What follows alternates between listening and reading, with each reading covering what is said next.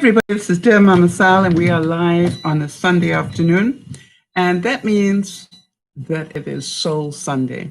Now, the truth is that today's broadcast is one that I want to dedicate to a couple of viewers. I think some of you know that we have one viewer who lost their father this week, and that I know just finished a relationship.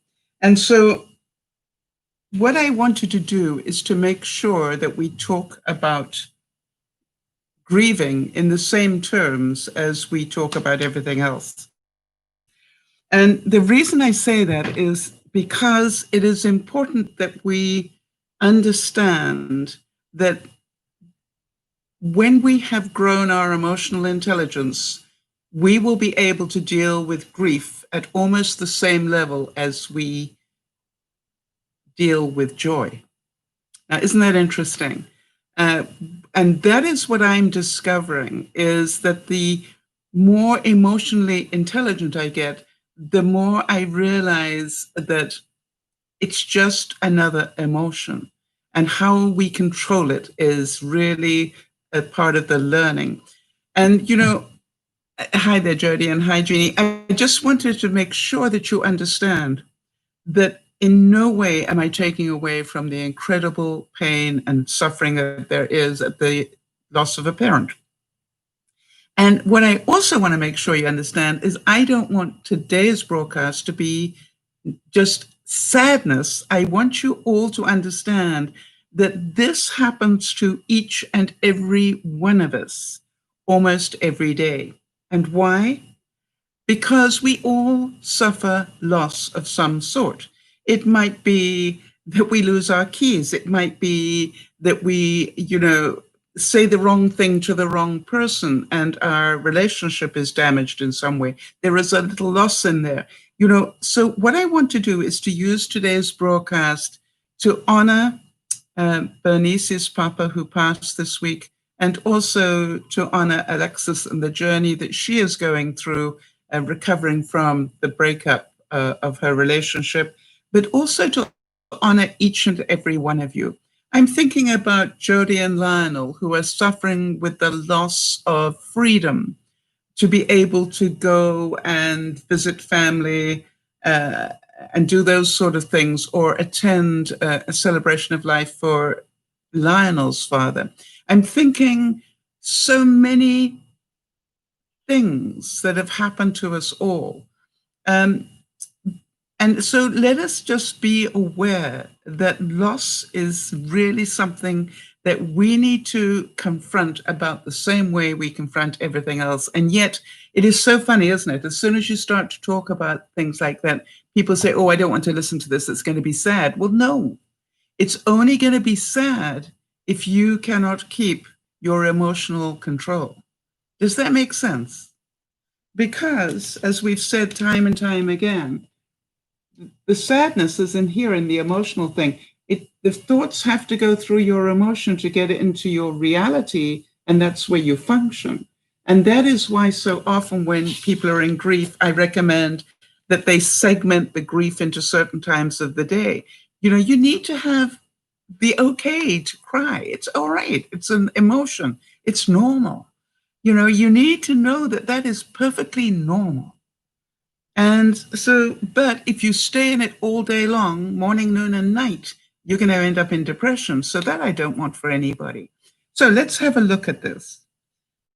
It was said that grief is a most peculiar thing. We're so helpless in the face of it. It's like a window will simply open up of its own accord. The room grows cold, and we do nothing but shiver. But it opens up a little less each time. And one day we wonder what became of it. Yes, and Jeannie's saying in her case, all right, Jeannie had the loss of her home. One day she had this beautiful home, and the next day it burnt down. Now, that is a loss she's dealing with and will have to deal with for the next year. And I would sort of venture to guess, Jeannie, that There are moments of anger in here. This is not what I planned for my life this year, to be living in an apartment while they rebuild my home. And, I had planned to live more quietly. And Jeannie's saying the loss of a home, but we can reprogram things to look forward to new adventures. Yes, and new ventures. Absolutely. And that is, in my view, when you can do that, Jeannie, then you are in control of your emotion. And that is wonderful. How about this one? Sometimes only one person is missing, and the whole world seems depopulated. And I am sure that Bernice feels that this week. I am certain that there are moments when Alexis feels that this week. And if we can all understand that, how many of you felt lonely this week?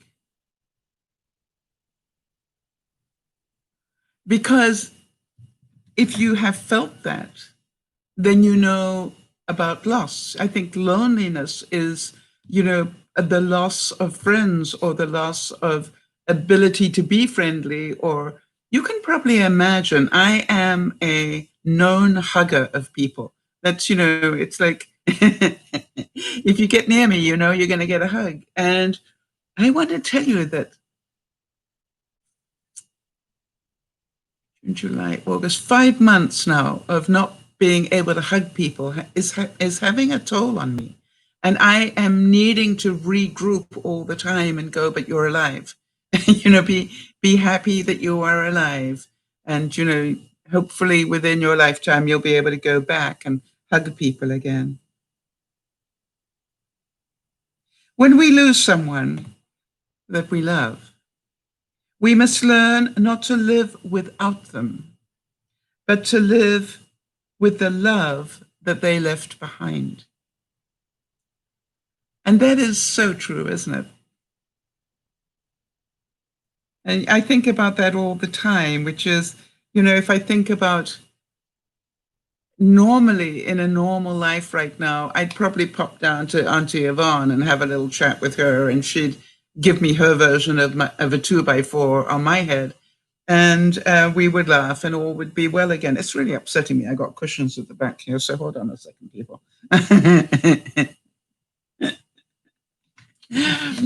Distraction is not something I do well, apparently. So, when I think about it, I really miss being able to do that. But I'm finding new ways. All right, I can text her, but it's not quite the same, is it? J.K. Rowling said, "You care so much. You feel as though you will bleed to death with the pain of it." And that is so incredibly true, that we feel as if we will bleed to death. It's not reality, but it is our feeling. All right, so Jeannie's saying, a friend of mine put up on Facebook that it's been 3 years since she lost her husband suddenly. She misses him so much, but her faith and family and children help her. Yes. And what about those who don't have faith? And what about those who don't have family? And what about those who don't have children? All right. So what an incredibly lucky human being that although it's been 3 years, she still has faith, she still has family, and she still has people who care about her. And I think that she would be the first to tell you the pain, will be there for the rest of her life. She's just learning to get out of, that's the process, right? To learn to get out of that emotion and get into a little bit of more reality every day. And that's called living, in my view. I've spent, as you know, I've spent times in my life where, going to bed and staying there was my idea of living. I now know that's my idea of how to get into depression without even trying. And so today, I know that even though I'm feeling, and I say today, but in today's world, today, even though I may be feeling like I want to curl up and, not face the world, I know it's important to get up and do things for my own mental health. Because if I don't, then my mental health will be affected. How about this one? Little by little, we let go of loss, but never of love. If you've ever lost anybody for whatever reason, and that you also lost the love, does it make sense that really was there ever love? And I say that because, so often people come, and in Marnie's favorite saying, right? People come into our lives for a reason. It's like a circle that we touch. Some people come into our lives for a reason. Some people come in for a whole season, and some people come in for the rest of our lives. And so, I think the great loss is where we think we have somebody in our life that is there for a whole of our life, and it turns out to be just a reason, or to them, just a season, until they find the next better thing. Elizabeth Kubler-Ross, who I quote quite regularly, said, "The reality is that you will grieve forever. You will not get over the loss of a loved one. You will learn to live with it. You will heal and you will rebuild yourself around the loss you have suffered. You will be whole again, but you will never be the same, nor should you be, nor would you want to be." Think about that. I'm certain that Lionel would be the first, and Jodie too. She's helping Lionel go through his journey of grieving, and I'm certain as Jodie goes through her side of it as well, that we understand life as we knew it will never be the same because of the loss of Lionel's father. But also life will never be the same because of the loss of 2020. How many of you can feel that? Our lives will never be the same again.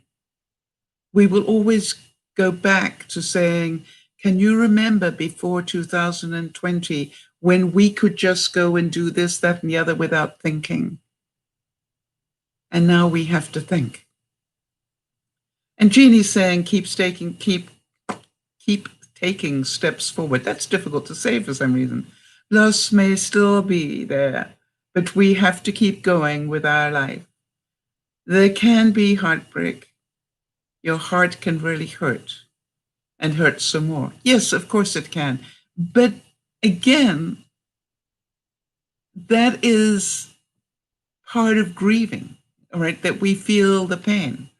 And it is important that we do.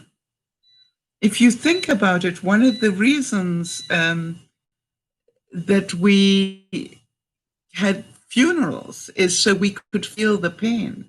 And the strange thing is we're now having many more celebrations of life because people want to get away from feeling sad. They want to feel happy. Well, I go, wait a minute. If you think about it, there was a reason why we had sad funerals. And that was so we could grieve. And we could all be seen to grieve together. And so part of me goes, don't shy away from the pain, right? Feel it. It's important that you feel it. And if you can feel pain at the same level as you can feel joy, then you have balance. I found these results. I triggered my my Google, whatever it's called, that it thought I wanted some information. Hold on one second. That's cute. Vicky Harrison said this. Think on this for a second. Grief comes like an ocean. It comes on waves, ebbing and flowing, right? Goes in and out like that. Sometimes the water is calm, and sometimes it is overwhelming. All we can do is to learn to swim.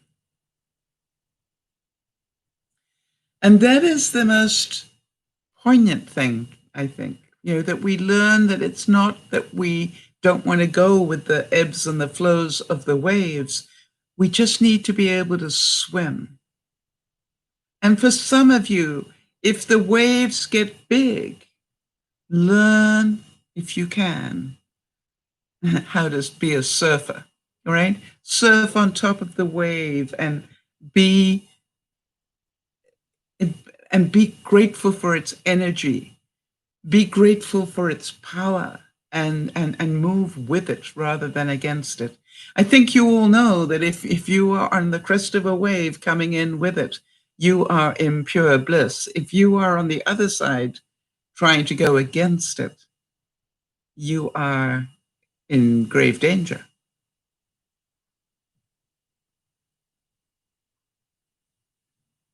I'm trying to see who said this next one. I don't have a person to attribute it to, but I will always wake up every day only to remember that you are not here and have to feel that ache all over again.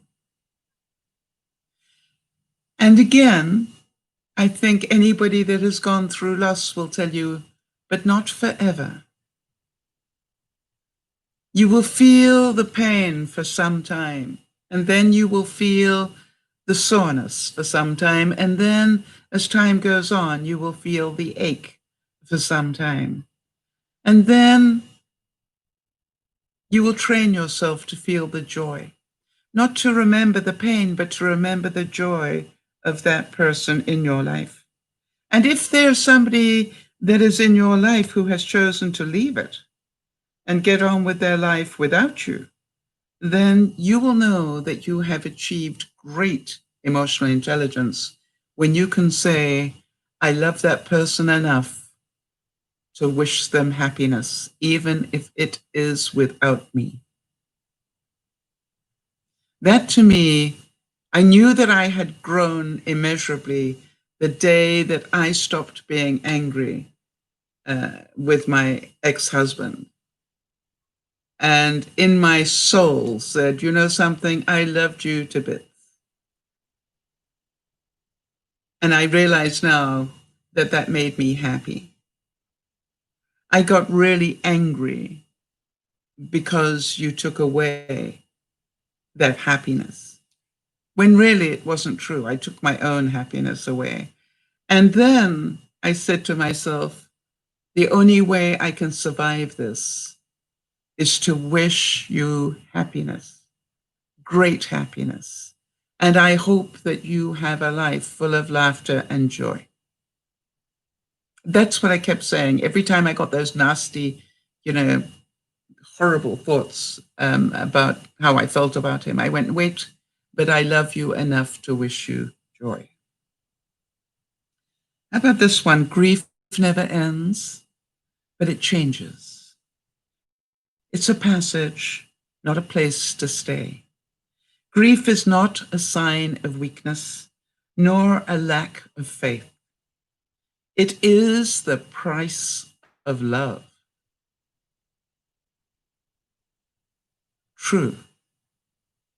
I always say to people, you wouldn't hurt so much if you hadn't loved so much.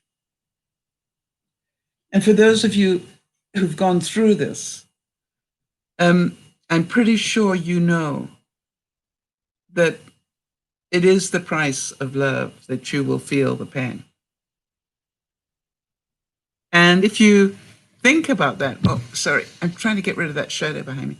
If you think about that, it's really important to see that, hey, the reason I hurt so much is because I loved that much. Jeannie's saying forgiveness is for us, not the person forgiven. So you can go through with less anger and pain. Yes, I think one of the things that always blows my mind is when a really bad tragedy happens, that a loved one or parent or whatever can get up in front of the television set and a camera and look us straight in the eye and say, I forgive the person that just murdered my husband. I don't know about you, I'm going, wow, that is a bigger person than I am. I am pretty certain that within 12 hours of that happening, I would not have the grace to be able to say that about somebody I truly love. But it's very true as well that, hi there, Amel, how are you doing? That it's very true that each of us choose whether or not to dwell in it. I think that is the most bit that you hold on to. Jeannie, I keep thinking about the fact that, you could, I'm certain that a lot of people, maybe even the majority of people who, if they went through what you went through, they would not have their marbles together the way that you appear to have. Now, I don't know if you just do a really good imitation of having your stuff together when you come to the broadcast, but, I am pretty certain that an awful lot of people would be dealing with a great deal of anger and frustration at the moment. And you appear to be doing pretty well. Hi, Lola, and happy birthday coming up this week, I believe. And, we know it was Bubba's on the 10th. So, all right, let's see here. The reality is that you will grieve forever. You will not get over the loss of a loved one. You will learn to live with it. You will heal and you will rebuild. You will rebuild yourself around the loss you have suffered. And you will be whole. But you will never, ever be the same again. Nor should you, or should you want to. All right, so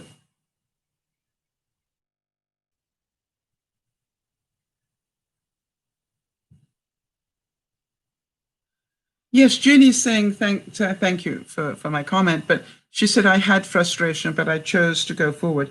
A lot of people might choose to go forward, Jeannie, but I'm not certain that everybody would be capable of going forward.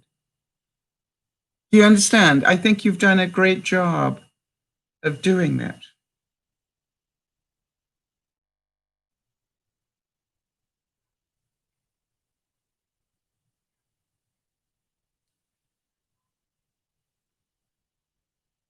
And so maybe we should ask you, have you done it? What words of wisdom do you have for Bernice this week? What words of wisdom do Jody and Lionel have for Bernice this week? Or for Alexis, who is going through, the loss of a loved one, walking, a separation in terms of their relationship?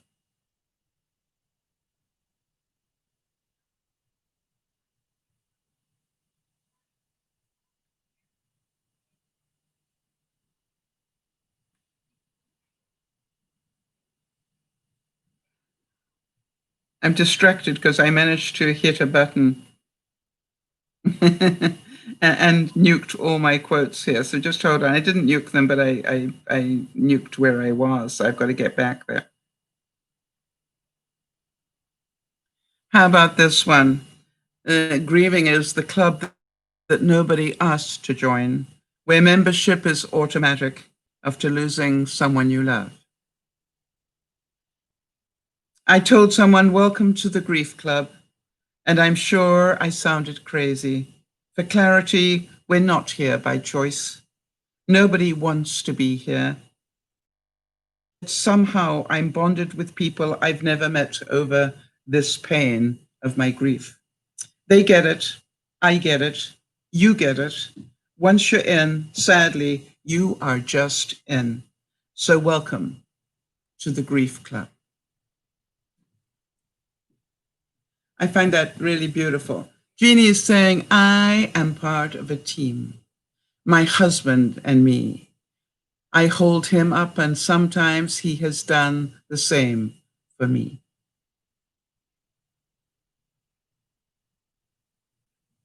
Maya Angelou said,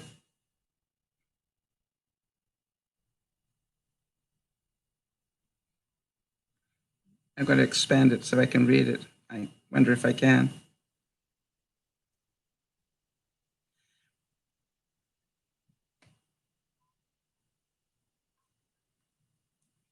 It's one of those ones that doesn't want to expand, so just bear with me. When I think of death, and of late the idea has come with alarming frequency, I seem at peace with the idea that the day will dawn when I will no longer be among those living in this valley of strange humors.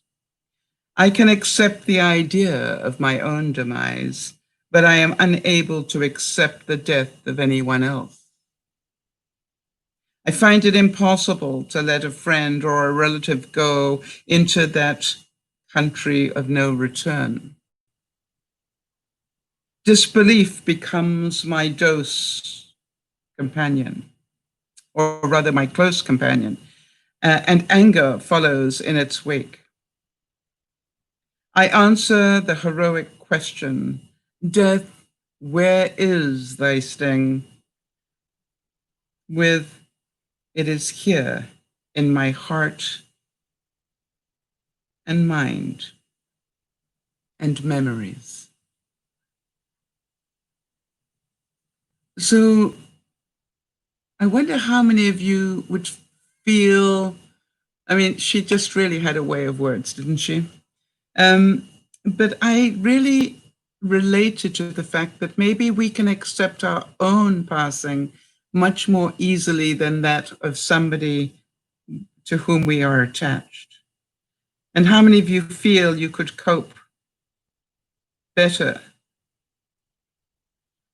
I also would like to say that in the face of possible death, I am pretty certain a lot of you would have your pain not around yourselves, but feeling for those that are close to you that will go through the pain after.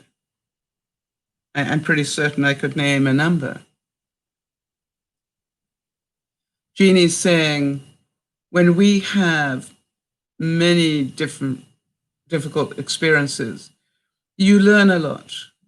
One of my worst experiences was having a dear close friend die of a gunshot wound. And that left so much sadness, terrible grief, and 4 children. Yes, those sort of unexpected moments are horrific. Or in my case, you know, my stepfather had never had a sick day in his life that I was aware of. And I suddenly got a call in Africa saying he'd been rushed to hospital. And, you know, because those words relating to my father were just unheard of. And they also said, you know, I might want to get home to the family home. And by the time I got on the next plane and flew the 12 hours back to England, it was too late. But, you know, the truth is that we also need to think about Bernice and hold her dear in our thoughts and prayers, because not only has she just lost her father, but she couldn't be with him because of the pandemic. She was at the whim of the doctors as to how many times she could FaceTime with him. And she cannot go to be with her relatives at this time.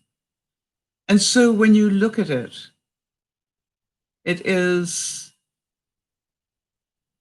going to be difficult for anybody during this pandemic to deal with this sort of level of loss and not have the usual support system that they would have in terms of family and friends around them and those sort of things. So again, I would put out a plea to those of you who care, and I know a lot of you do, this will be our job as Bernice's extended family, and to be there with her and to hold her gently in our arms during this very difficult time.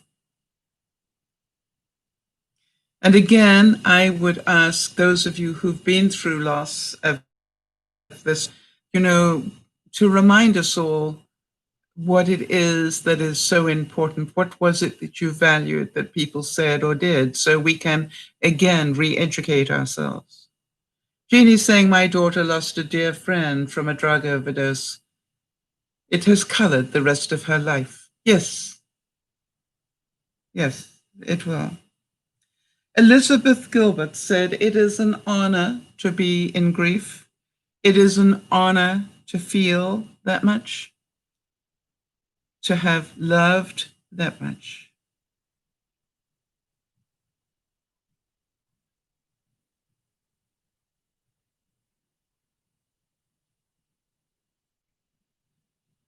It is an honor.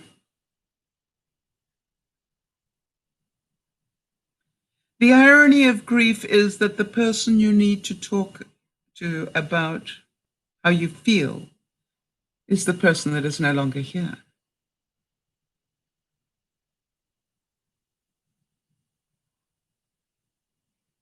C.S. Lewis said, no one ever told me that grief felt like fear. How many of you can relate to that? How many of you found that grief actually is the same sort of feeling as fear or total overwhelm?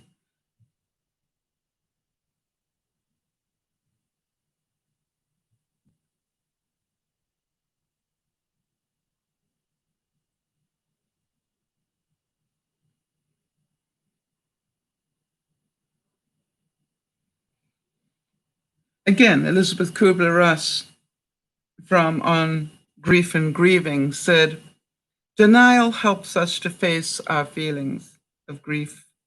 There is a grace in denial. It is nature's way of letting in only as much as we can handle. All right, so does that make sense to you? Interesting. Lionel Jody's just letting me know, Lionel has mentioned that it was very comforting to have friends checking in often, not even needing, I'm going to sneeze.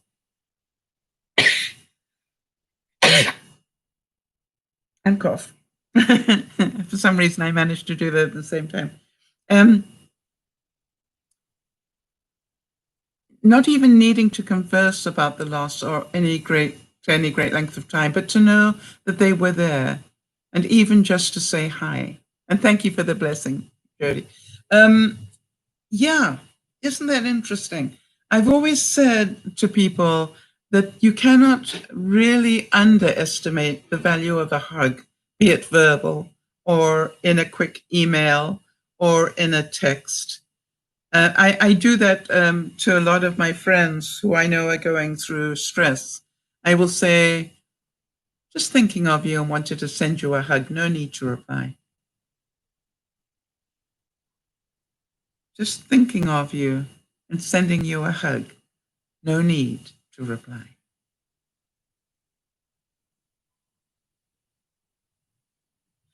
The grief journey is a lifelong experience of after losing a loved one.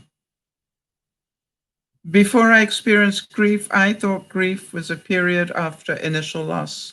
I thought it was heartbreak and devastation, and it is. But now I realize grief continues and changes throughout your lifetime. It is not a momentary thing. It is really a grief journey. Very true, right?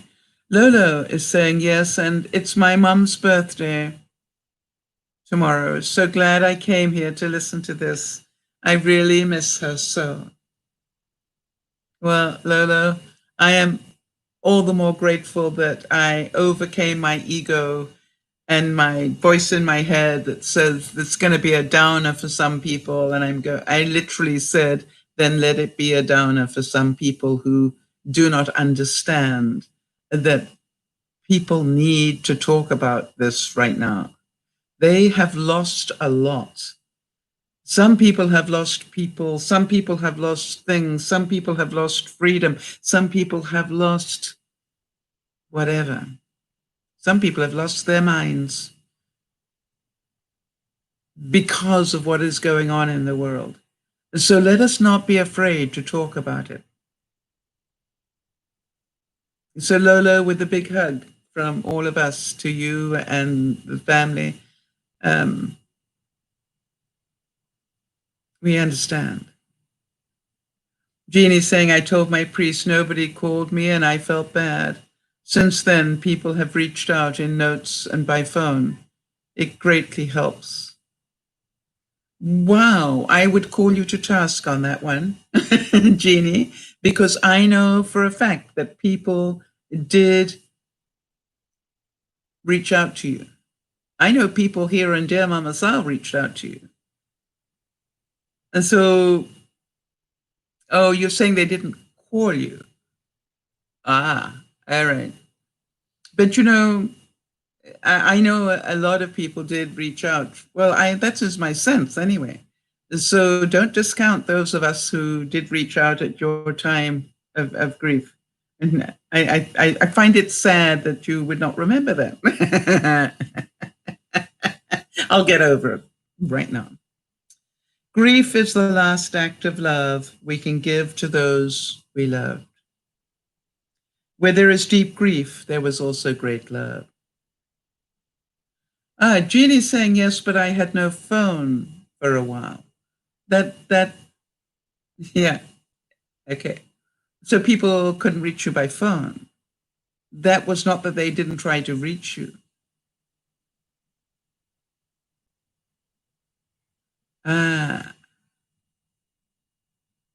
It isn't that nobody called you.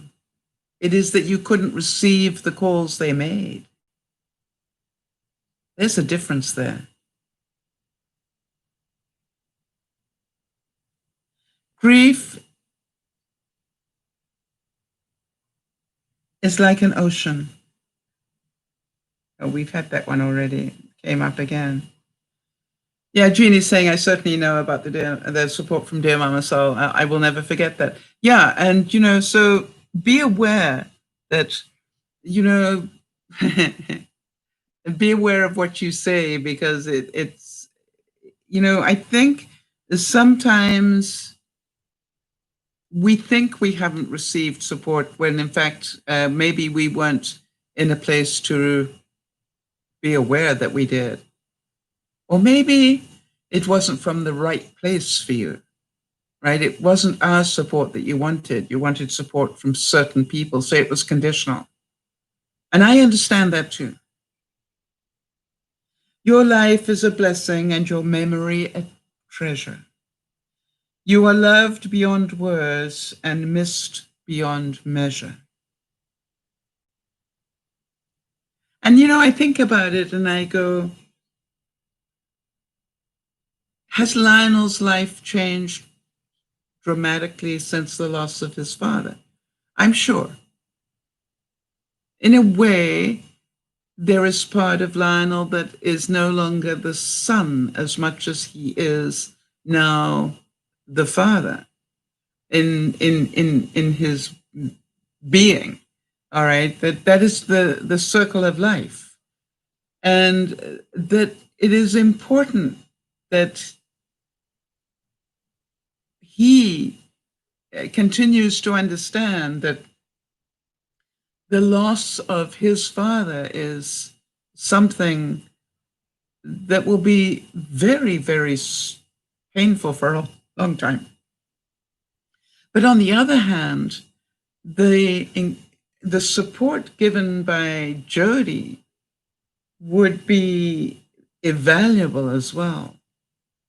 All right. And so the fact that Lionel can't be near his brothers and sisters, I think he has both.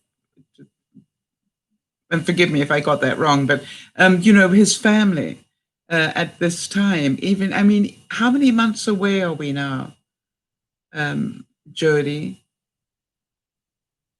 But I'm pretty certain it still hits him on a regular basis.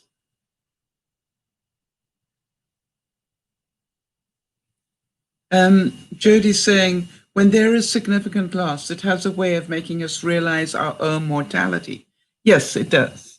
And, you know, quite honestly, I found that it's 5 months ago. Yep, that's what I thought. It must be close to 6 months. I didn't want to guess that wrong.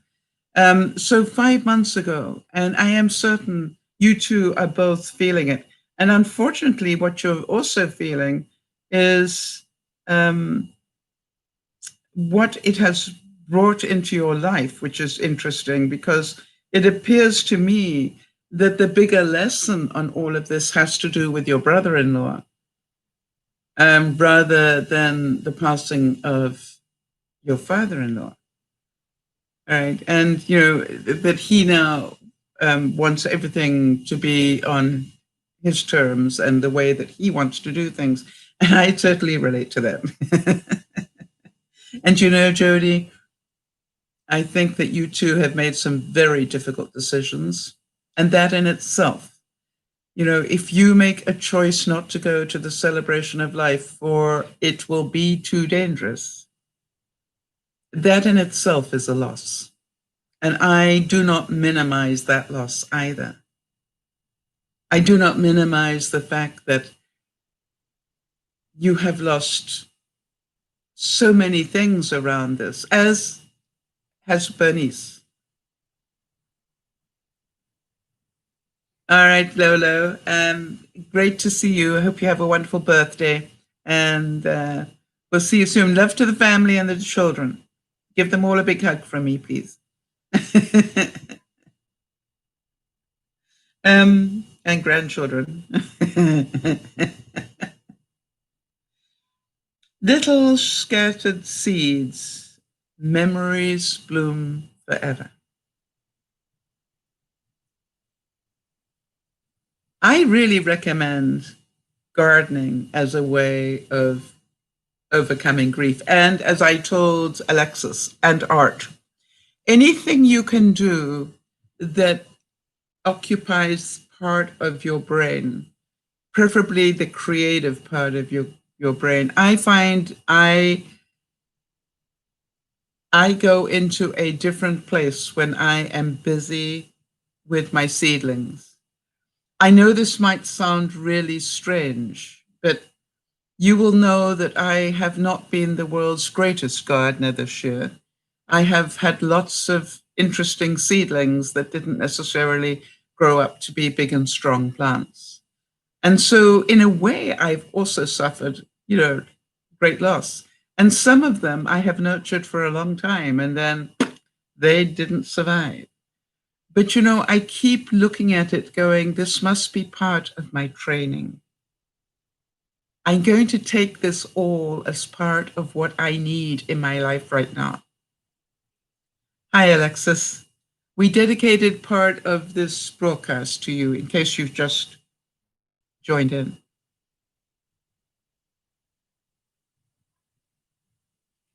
How about this one?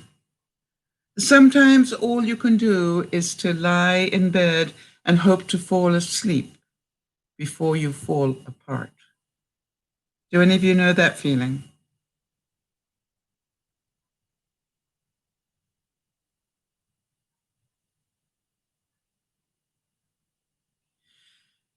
And here I find is a beautiful quote. Think on this for a second.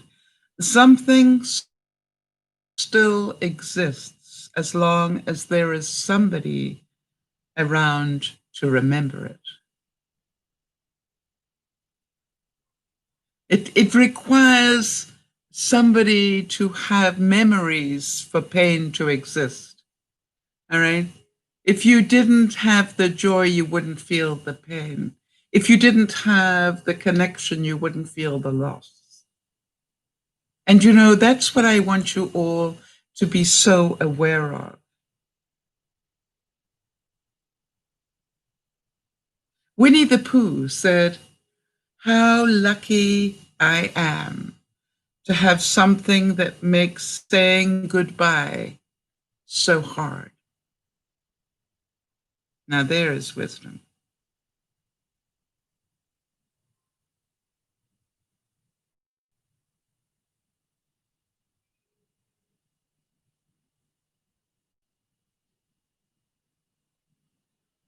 It was said that as far as I can see, grief will never truly end.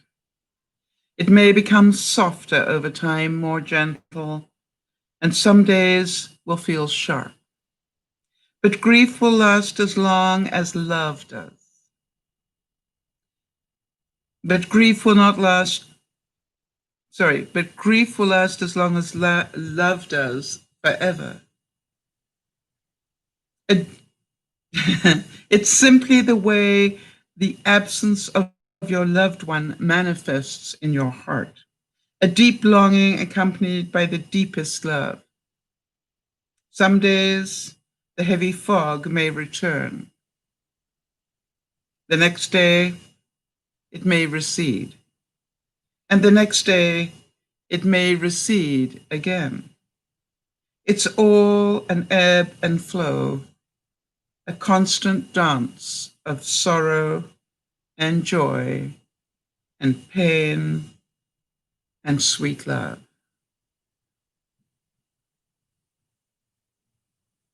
I think one of the most heart-wrenching feelings is obviously the loss of a parent, but also the loss of a relationship you thought was going far and ended up not doing so. That is a horrible, horrible feeling.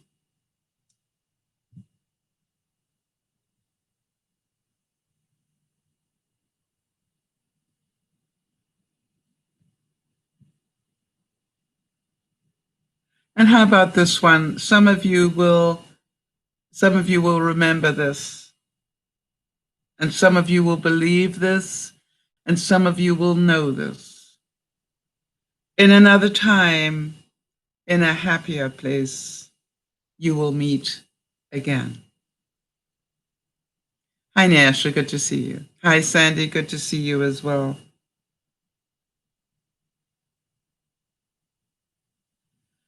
And it was also said, we must embrace pain and burn it as our fuel for our journey.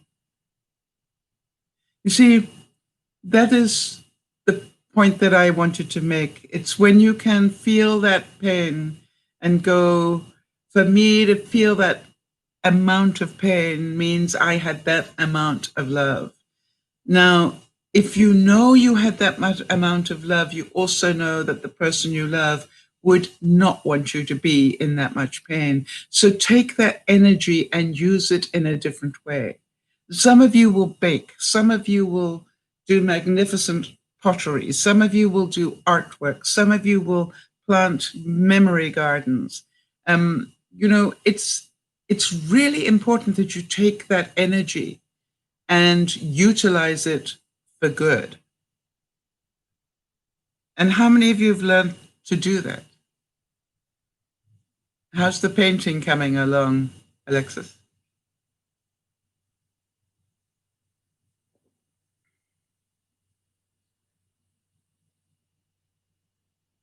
And funny enough, it doesn't matter whether you paint like pictures or modern art or a wall. The main thing, or your house, it's like find something to do where you can put the energy into it in some way. Angels are always near those who are grieving, to whisper to them that their loved ones are safe in the hands of God. Hi, Beth.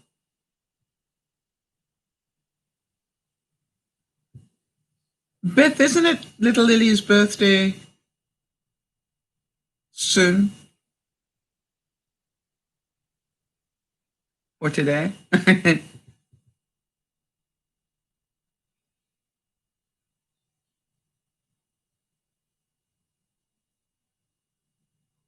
How about this one? Sometimes it's okay if the only thing you did today was breathe. You know, if you are in the center of a very painful situation, sometimes you need to forgive yourself for just accepting that being aware that you're still breathing is a really good thing to start with. Alexis is saying, absolutely. In a way, I feel like I gained myself back after the relationship. I'm now doing everything I've wanted to do, such as paint. Yeah. So what you have done in reality, Alexis, and that's what I want to show you, is you've managed to not stay in the hamster wheel of emotion and anger and being upset with what happened, but go, I now move on to my new reality. And you will still visit the emotion, but you'll be able to go back into it. Do you understand that everything has to go through emotion to get to the reality? And that is a new reality.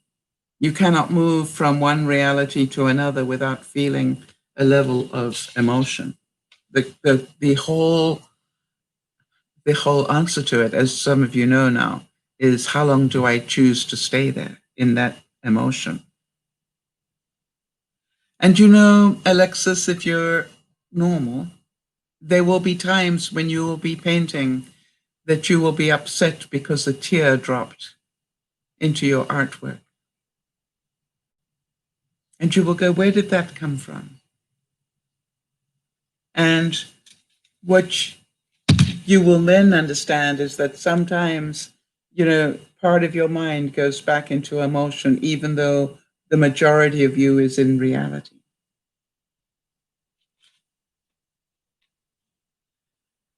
Well, listen to you, Alexis. Yes, it makes total sense. And I'm doing good with staying in my new reality, but I do have days where it's tough.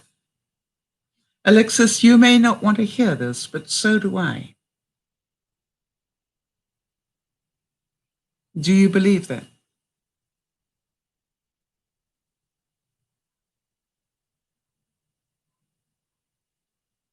Because what I want you to see is that we are all on the grief journey. And we're all walking our own paths in different ways. We are all humans at the end of the day, Alexis, you're quite right. And you know, the interesting thing is that if you are a human being rather than a human doing, think about that.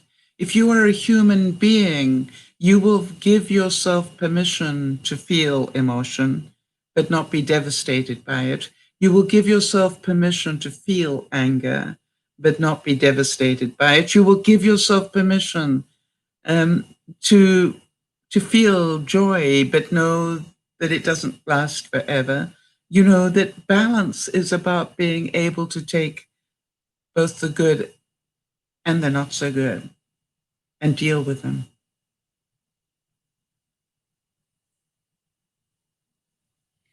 This was said that grief knits two hearts in closer bonds than happiness ever can. A common suffering are far stronger links than common joys.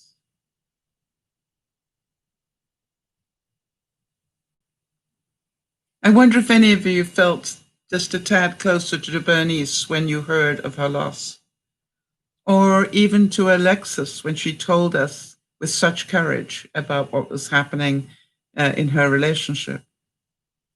You know, it takes great courage to talk about that out loud.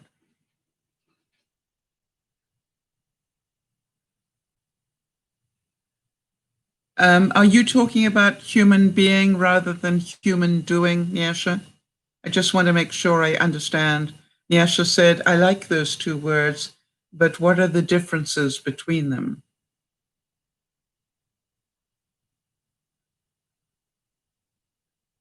Okay. So let's see what the viewers think. How many of you understood in your reality the difference between being a human being rather than a human doing? And what was your interpretation? Let's see how other people translated that in their brain. What came up for you when I said that? You see, Nyasha, it's going to be slightly different things for different people. And that's why I want to get some of the viewers talking about it so that you can see that. I will also give you my version. You see, if I am a human being, then I will be being real. Being real means that I'm not happy all of the time. And you know, that makes me a human being. But you know, if I'm a human doing, that means I'm stuffing all the emotion down and never feeling it and just going on, getting on, getting on, getting on, getting on. Ah, hi, Valdo. Good to see you. Valdo says, existing versus living life to its fullest. Yes. So if you are a human doing, you're just existing. You know, I measure my success by doing things. And I encourage my viewers to measure their success in their emotional intelligence, their ability to be able to see that the bad stuff is as important to us in our growth as the good stuff. Have you ever met somebody that was totally sheltered from bad stuff? What about a child who is totally sheltered from playing in mud or whatever for fear that they might get a disease or something? When you understand that part of building the immune system is that we play with mud and eat it. Do you understand? It's all, you know, it's not, we cannot protect people by only showing them good. It's not life, in my view. Jody's saying we're not robotic. There are normal ranges to our emotion. Yes, that, you know, emotions are not bad. You do understand that. Emotions are good things. It's how long you stay sucked into them that causes the trouble. And so if you get sucked in by emotion and go round and round and round and round and round and round on the hamster wheel, I think you can understand that's not healthy. But if you can feel that emotion and feel anger every now and then, I know now that feeling resentment is a really good red flag for me. If I start to feel resentment for something, I go, whoa, whoa, whoa, stop a minute. For you to be feeling resentment is you are starting to blame people for something. And then I have to think, what's going on now? What am I doing? Or how about if I start to feel jealous? Do you understand? Then that's a red flag for me. That means I am not feeling confident in, right? For some reason, I don't feel confident. Well, hello. How does it manifest itself? By jealousy. All right, so Nyasha's saying, or as a human being, as a person who engages in emotions, and a human doing doesn't have any. That's interesting. Yeah. I'm not saying that a human doing doesn't have any, they just don't give them very much space. Let's put it that way. Kez is saying, a human being, you let yourself feel emotions and not have a huge breakdown. Human doing, you just push emotions to the side, locking them in a safe place in your brain to never open. Yeah. You see, I do believe that that is so true, that if you can feel your emotions and learn to just process them, Jody has done a great job on that. In learning how to process her emotions in a almost in a couple of minutes. And she was talking to me one day about what a change that has made to her life. And it isn't that she has been Superwoman, although we know she is, but what she learned was not to stay here. And so I always say, that the answer for myself, the answer to getting out of depression was not pills. My answer was to do something. Because as soon as I started to do something for myself, started to find things that were achievement, that gave me peace, made me laugh, do whatever, I was out of all the emotion. And, some of you know that depression is like a vortex that is sucking you down more and more emotion. And with that comes so many negatives, right? You start, I don't know if any of you relate to this, and Alexis, just hold on to your heart for a second. One of the things I noticed. I'm not sure. Oh, wrong Alexis. Shush. It's Alexa thinks it's her. Hold on to your heart for a second, honey, because one of the things I remember saying is that the world is full of happy couples when you're alone. All right. Alexis is saying there is so much growth that can be made by really processing your emotions. Absolutely. Absolutely. Jody's saying that her emotion, it caused me so much pain and anger, staying stuck. Yeah, and you could blame everybody else. Isn't that freedom? It's when you realize I have to deal with myself here. If I am having a negative reaction, it's on me, not them. I think that's one of the most difficult things to understand and get. So a human being is somebody that has good days and bad days. They're being normal. Somebody who's a human being has good emotions, the positive ones, and also has the negative ones, and stays in balance. Neither of them push them too far off kilter. But a human doing, I'm onto my next success. I judge myself by my successes externally rather than internally. And I would say, Nyasha, that one of the things that has been incredible with your journey is the work you have done on yourself over the time that I've known you anyway. It is magical, quite honestly.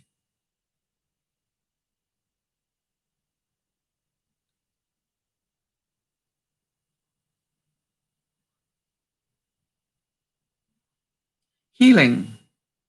Healing doesn't have to look magical or pretty.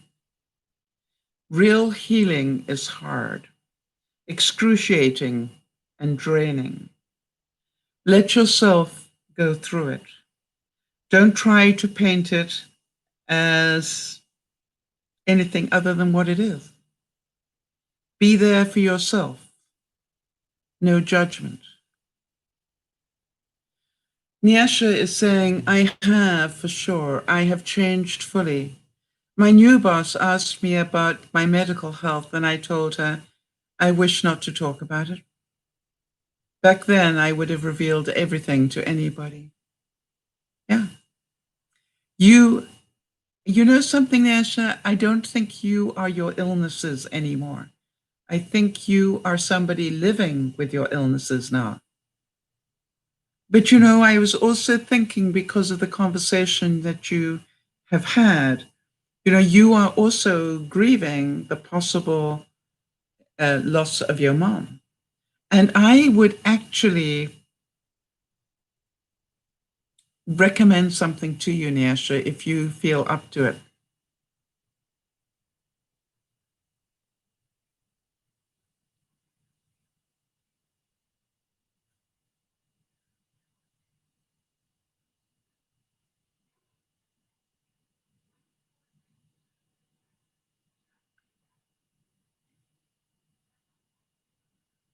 And I would recommend this, by the way, to quite a lot of you. If you want to find out how you're doing on your journey. And that is to get a notebook. And if you like, call it my human being book. Yes, exactly, Naisha. We know that your mom hasn't passed, but she has good days and bad days. Therefore, you have good days and bad days emotionally. Is that true?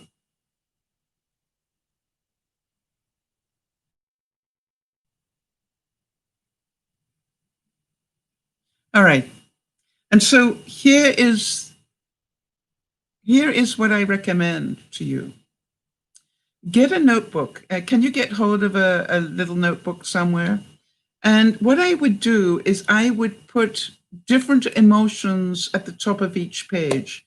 In other words, maybe one page is called sadness, and one page is called anger, and one page is called joy, one page is called creativity, one page is called humor, one page is called whatever.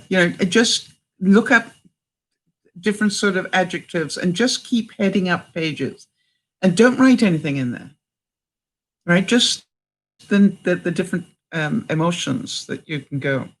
And I would get equal amount of negative ones and positive ones. And some of you can do this in your brain. And if you can, you will find it a very valuable exercise. Hang on a second. I want to just see if I can help you guys with that. Just bear with me 1 second. You know me, I come up with stuff and then I want to do it right away.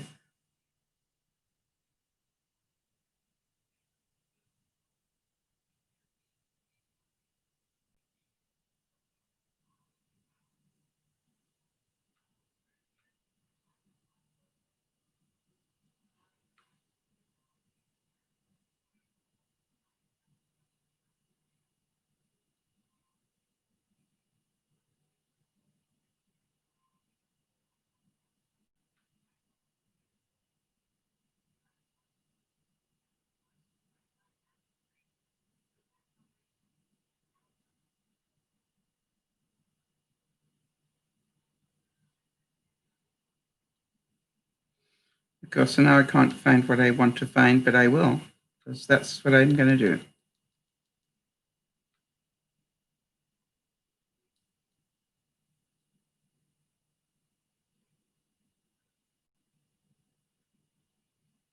Okay, see if that helps. There we go. That should help.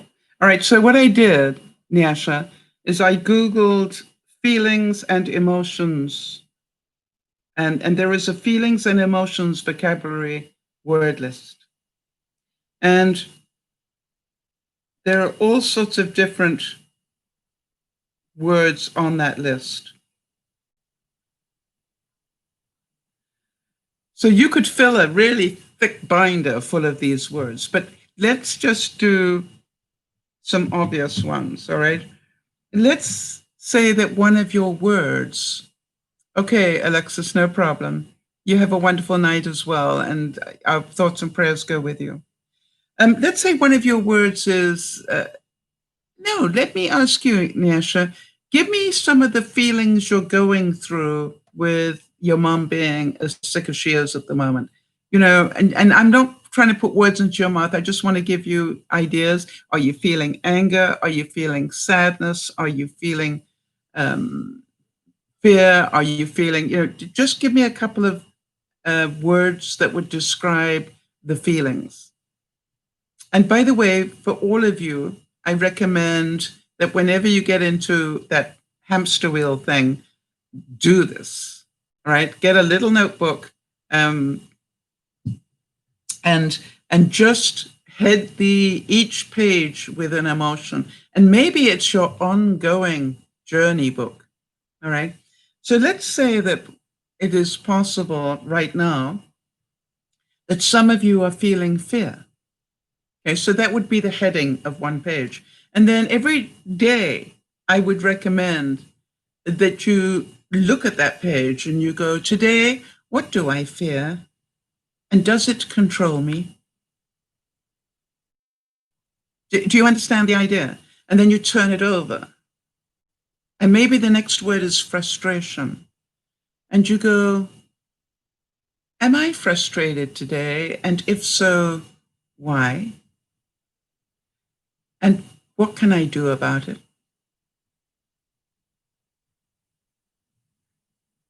All right, so two of emotions that Nyasha speaks of, one is sad and one is scared. Okay, so then every day, you understand, Nyasha, at the top of one page, put sadness, top of another page, put fear or scared. And then every day you look at it and go, today, am I feeling sad?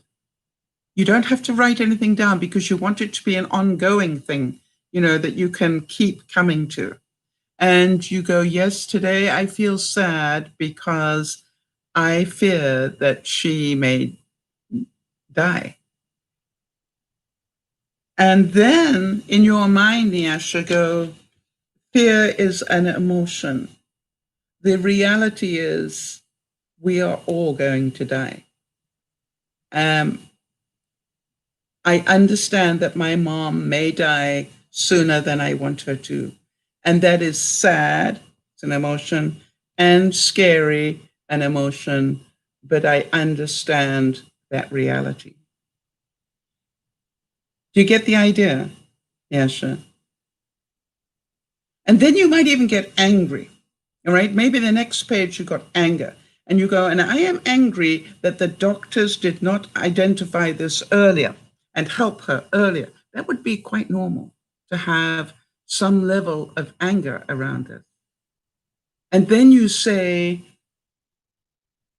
I understand my anger, but I cannot change the past and I cannot change the future. My job is to be here for my mom for as much time as she has. And I will concentrate on doing that.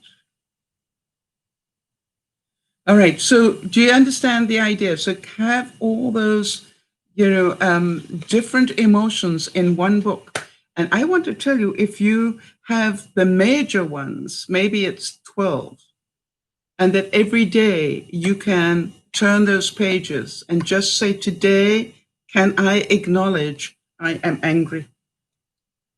I assure you, Nyasha, that I am angry that my feet don't work as well as they used to. Right? I am frustrated that I have spent, quite a bit of money trying to help them, and I'm not sure that they're going to get a lot better. I also am aware that it's probably time for me to go and talk to a doctor about them, because this is not just a little bit of a problem. This is an ongoing problem. But, to do that means I've got to go to a doctor's office, and that's scary. Scary is not going to help my feet get better. Speaking to the doctor and having him decide what has happened, perhaps, is the better plan. And so every day until I get to do that, I need to look at it and go, what are you scared of? And is the daily pain you're going through better for you than going to the doctor?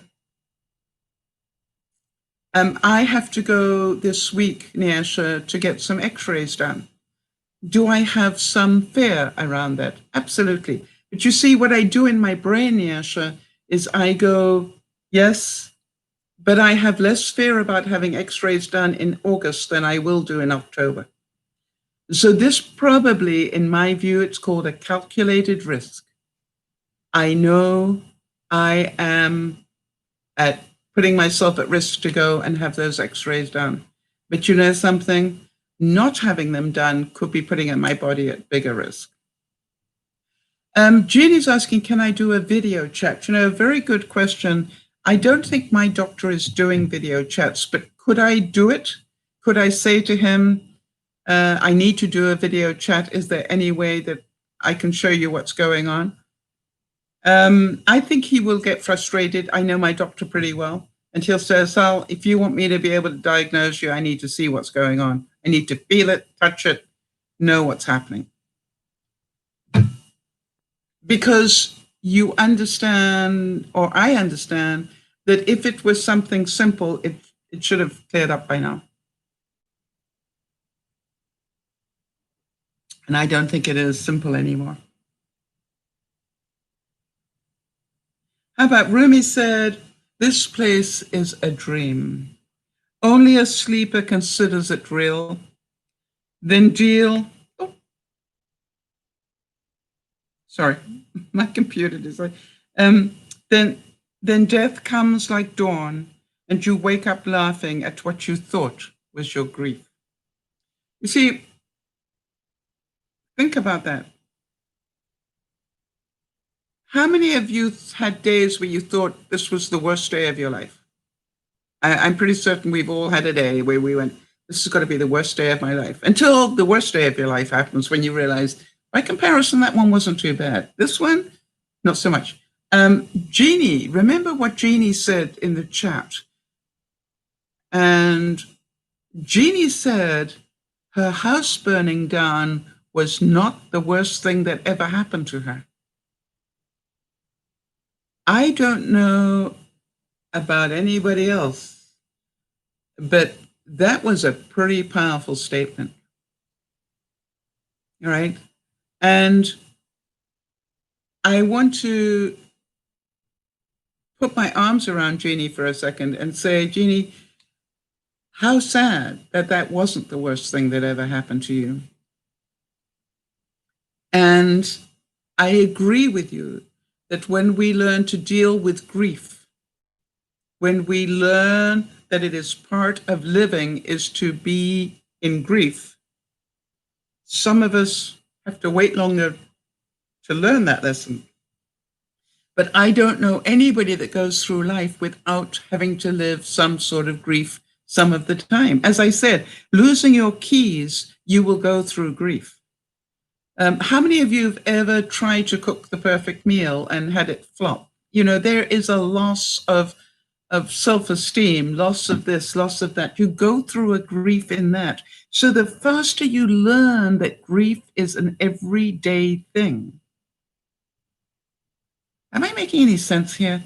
That, you know, you suffer grief every day at a different level. And if you can practice it and give it no more weight, I think that's how they say it, give it no more weight than a positive emotion. But we want to be in the positive stuff all the time, right? That's not being. A human being has balance of both in them. Niesh is saying, I can't remember if I heard it here or on a podcast, but it's about the past, future, and now. What I heard is your past is already written. So there's nothing you can do about it. Yeah, nothing you can do about the past. Okay. In order to better yourself and to shape the future, whatever has to start and be done here and now. In other words, it makes no sense thinking about the past nor the future. Yeah, because the only thing we have is the present. Exactly. What you do today will shape your future. Now, I've had a great deal of frustration going on. For some peculiar reason, I would think, at least 10 videos in the funnel ready to be edited. I'm not joking. And some of them are quick edits, quick as in maybe 3 or 4 hours, and some of them will probably take a couple of days. But, you know, I can't focus enough to do them for some reason. I just can't. I'm not getting control enough. It's my stuff. Not getting control enough to just sit down and say, Sal, sit down, and if it takes all day, do another edit. And you know what frustrates me is the fact that I used to do that every single night of my life for so many years. When I started DearMamaSal, I would work a full day, I would grab something to eat, and then I would start editing, and I did that for you every single night. And can you imagine what my sadness feels like right now, that I don't have that brain power, I guess, is what I'd have to say, going for me at the moment. And, can you imagine the emotion that I go through with that? Jodi's saying, I have lost a lot of my independence. I have grieved that for years and still have frustrated days, and began focusing on what I can do when Sal came into my life. Yes. So the same thing, Jodi, is that I then turn this around and I go, if Jodi had this problem, what would you be recommending she do? And I would say, I would recommend that you work on doing an hour of editing a day and see how far you get. And by the way, that's what I've been doing. But you'll be amazed how little gets done in an hour of editing. But that is what I'm saying. If you've done an hour, you showed that you got control of your emotions. All right, so Niesha's saying, I didn't know that, Mama Sal, that I was stuck in my past. I know, I can see that now. Because I used to get upset at the lack of everything, the care that my parents never had me under. Yeah, I know you did, honey. Right? You had a lot of blame going on. And who can blame you? You know what I mean? I understand why you're angry, but it wasn't going to fix anything. You see, the journey that you needed to take was to take the steps away from the anger enough to see that you could get as angry as you like and you could spend the rest of your life in anger, and it wasn't going to change your past one diddly. Not one iota would change, regardless of how angry you got. And they weren't going to rewrite your childhood, regardless of how angry you got. You see, the day that you got that, your life changed dramatically. That you could see that you start rewriting it now. Anger can be the thief of joy. Yes. So can you see, Niasha, that beating up on myself because I can't focus is not going to get anything edited? Can you see that? Beating up on myself because I've got so many videos that I want to edit, but I'm overwhelmed now. You see, that doesn't help me at all. What I have to say is, which one do you want to work on?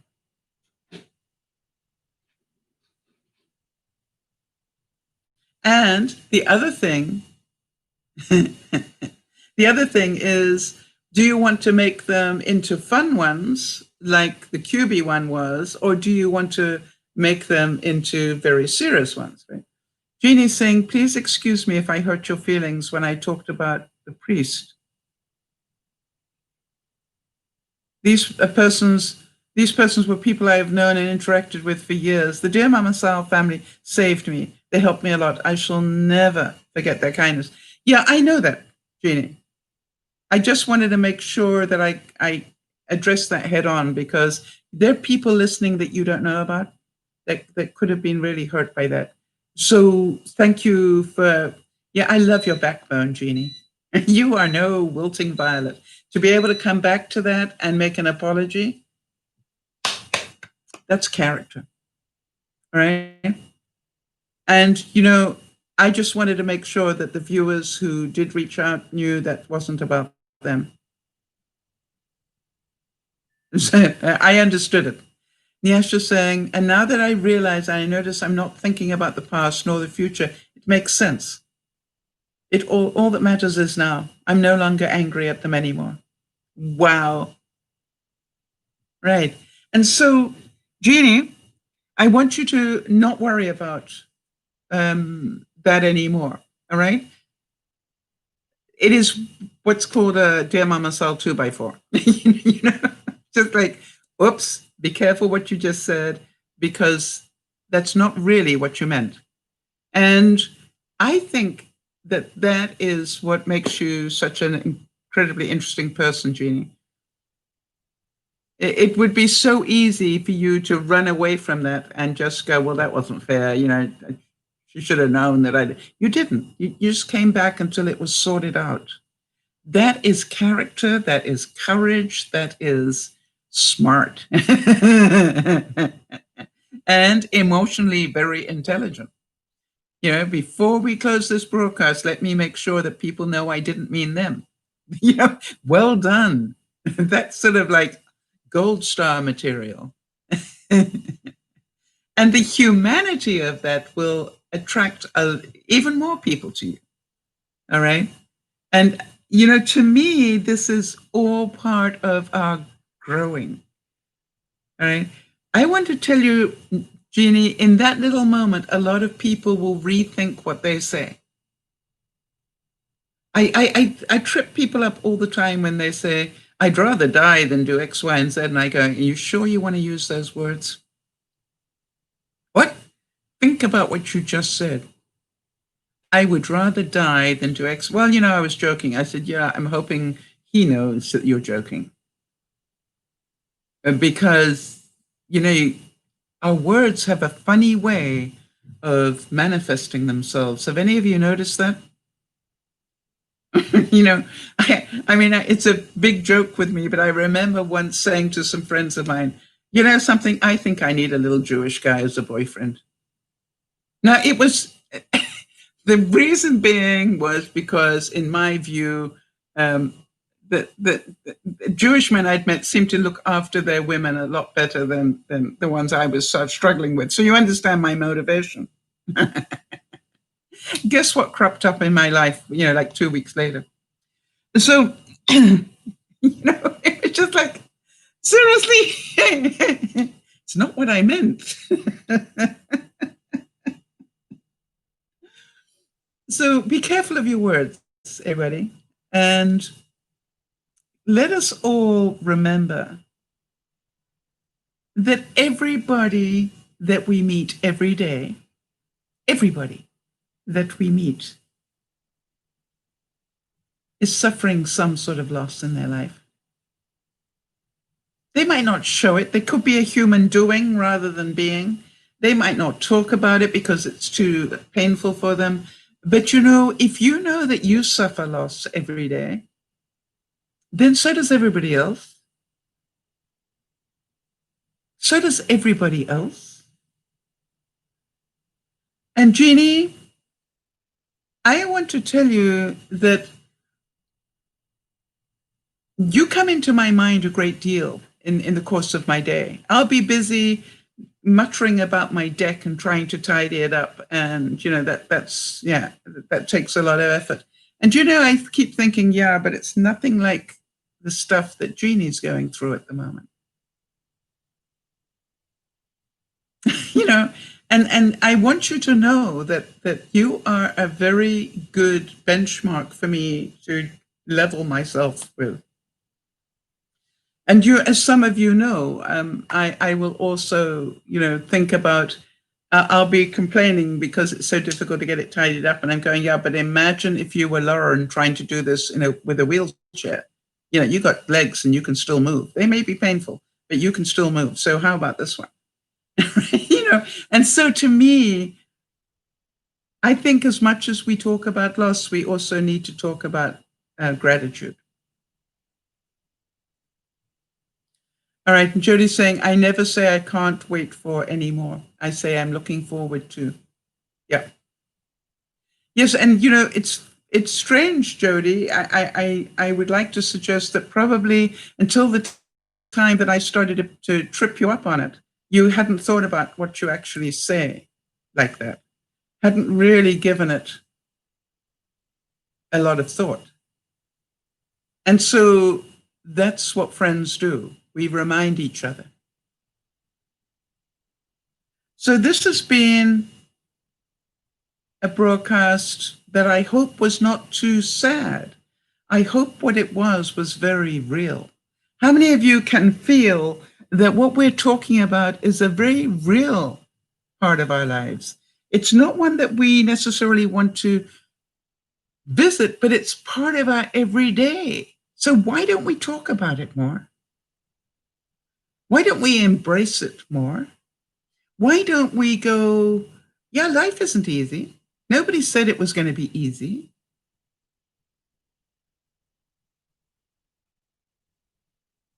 And so now what I do is think more about, hey, it's can I just feel the emotion and let it go?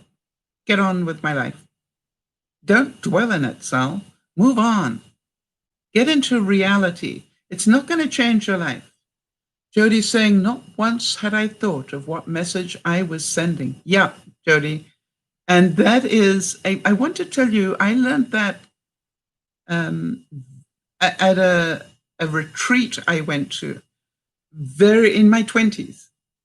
And the person who was running the retreat, Jody, tripped me up a number of times and said, do you realize what you are saying? And I'm going, what are you talking about? You know, and he said, listen to what you say, Sal. You said you would rather, I'd rather break an arm than do X, Y, and Z. And you're going, really? Is that what you mean? Well, no, everybody says that. Then stop saying it. Stop saying, I give my back teeth before da da da da da da. Well, I did. I gave my back teeth. So now what? It's sort of like, be careful what you're saying. So big hugs to you all. Nyasha, start your emotional book, your human being book, and know that every one of those words is okay. It is okay to feel sadness if your mom is going through what she's going through. It is okay to feel sad. What made me feel sad today? And what am I going to do about it? Turn the page. Anger. Anger is an okay emotion. It is okay for me to feel a little anger around what is happening with my mom. But it's not helping my mom for me to be angry. So what can I do today to make her life better? What can I do today to use that negative anger energy and maybe give her a memory? Turn the page. The next emotion is and just keep doing that.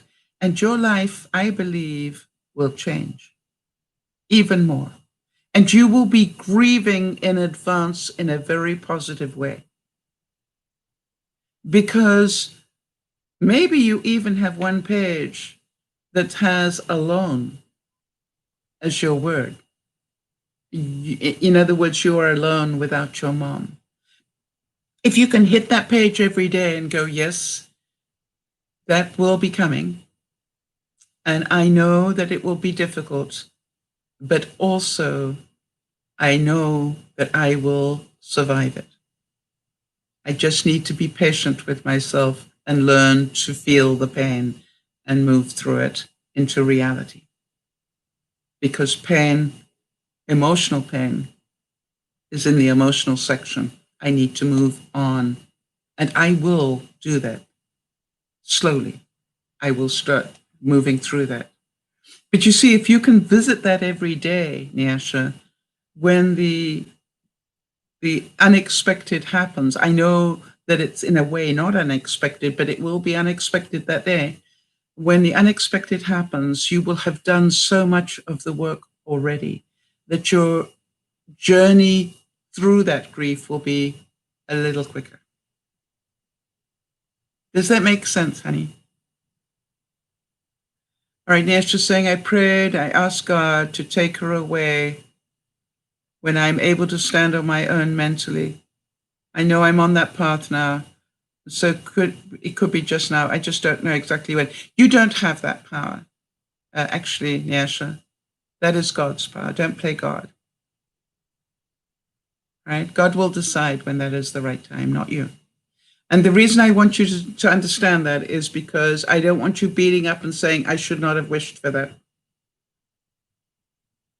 All right? It's not about you. God organizes that, you don't. Kez is saying, I heard some people say they don't want to feel anything other than happiness because they don't want to fall into an emotional, deep, dark hole. Yes, and you know something, Kez? I met quite a few people like that. But here, do you understand what my point of view is? My point of view is if you can see those words and deal with them on a daily basis, you have emotional intelligence because you have control of your emotion. Kez, do you understand what I'm saying?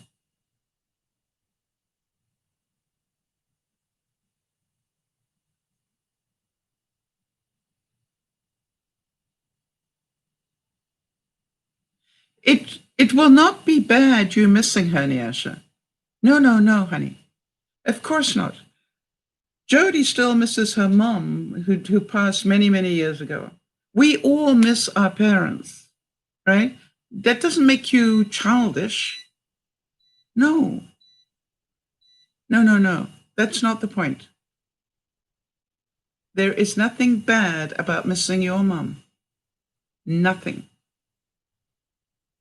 But what I would do is when you feel that emotion and you have that alone word come up on your radar every day, you go, but every day after she's gone, I'm going to show her how well I am doing.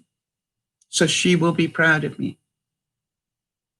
Because I know she can still see me and hear me and work with me. You see, that's the difference.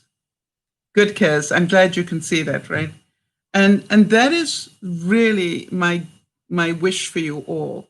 I do not wish for 1 second for any of you to feel the pain that Bernice is going through, or the pain that Alexis has been through in the last week, or the pain that Nyasha's going through with impending stuff going on. I don't wish that on anybody, but it is life. It is about being a human being. Whether it is your dog that dies or whether it is, somebody who you trusted who breaks that trust, we are all going to feel intense pain. Pain is inevitable. Remember, suffering is a choice, right? How long we stay in the pain, suffering is a choice. And that requires that we actually get out of the hamster wheel every now and then and get on with our life. Just for 10 minutes or 1 hour or maybe 2. I'm pretty certain that by now, 6 months in or nearly 6 months in, Lionel can probably get through a day without being in that pain. But I'm pretty sure that he still feels it. That wave still comes in every now and then. Do you understand? It's just the waves slow down a bit. And sometimes they slow down and you end up with very peaceful water.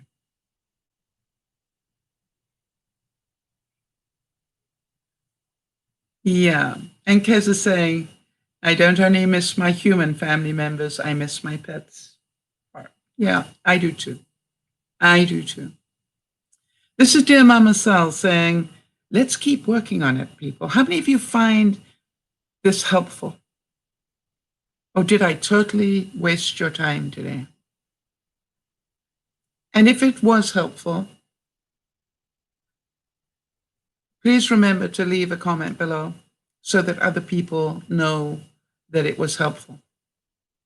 And encourage other people to take the time to listen to it.